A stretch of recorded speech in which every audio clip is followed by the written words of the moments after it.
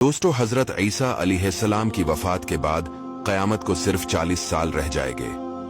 फिर एक खुशबूदार ठंडी हवा चलेगी जो लोगों के बगलों के नीचे से गुजरेगी, जिसका असर ये होगा कि मुसलमान की रूह कब्ज हो जाएगी और दुनिया में काफिर ही काफिर रह जाएंगे, उन्हें पर क़यामत कायम होगी।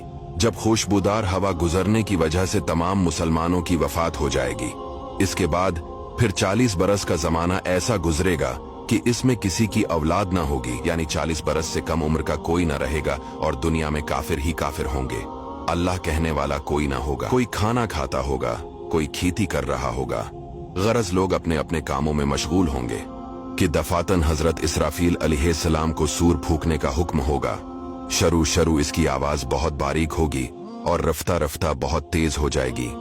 लोग कान लगाकर इसकी आवाज सुनेंगे और बेहोश होकर गिर पड़ेंगे और मर जाएंगे। आसमान, जमीन, पहाड़, यहाँ तक कि सूर और हजरत इसराफील और तमाम मलाइका फना हो जाएंगे।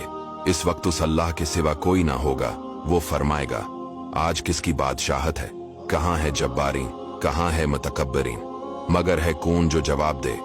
फिर खुद ही फरमाएगा, सिर्फ अल्लाह वाहिद की सल्तनत है। फिर जब अल्लाह ताला चाहेगा, हजरत इसराफील को दोबारा जिंदा फरमाएगा और सूर को पैदा करके दोबारा फूकने का हुक्म देगा।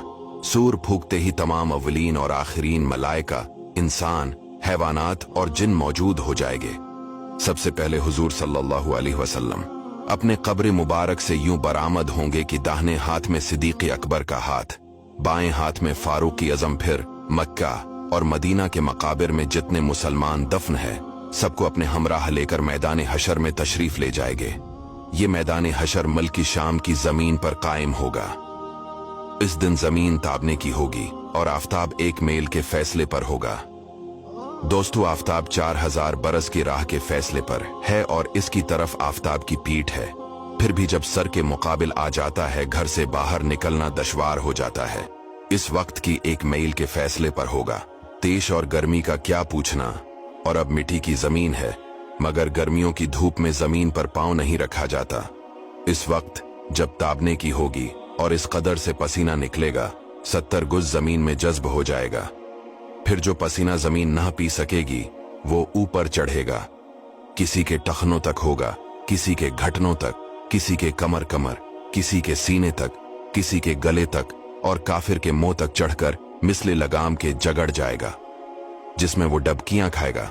जबानें सूख कर कांटा हो जाएंगी, बाजों की जबानें मुंह से बाहर निकल आ जाएंगी, दिल अबल कर गले को आ जाएंगे। जिसने चांदी सोने की ज़कात न दी होंगी, इस माल को खूब गर्म करके उसकी पेशानी पर दाग करेंगे, यहां तक कि लोगों का हिसाब खत्म हो। फिर बावजूद इन मुसीबतों के कोई किसी का परेशान हाल ना होगा। भाई से भाई भागेगा, माँ बाप औलाद से पीछा चढ़ाएंगे, बीबी बच्चे अलग जान चराएंगे। हर एक अपनी अपनी मुसीबत में गिरफ्तार, कौन किसी का मददगार होगा। दोस्तों, ये है महशर का दिन। इसके बाद लोग तमाम नबियों के पास मदद के लिए पुकारेंगे, लेकिन कोई मदद नहीं करेगा सिवाय हमारे प्यारे आका सल्लल्लाहु अलैहि वसल्लम के। इसीलिए दोस्तों, अपने नबी सल्लल्लाहु अलैहि वसल्लम से मोहब्बत कीजिए। हुजूर पेशे हक मज़दा शिफात का सुनाते जाएंगे, आप रोते जाएंगे, हमको हंसाते जाएंगे। दोस्तों, इस वीडियो को शेयर जरूर कीजिएगा।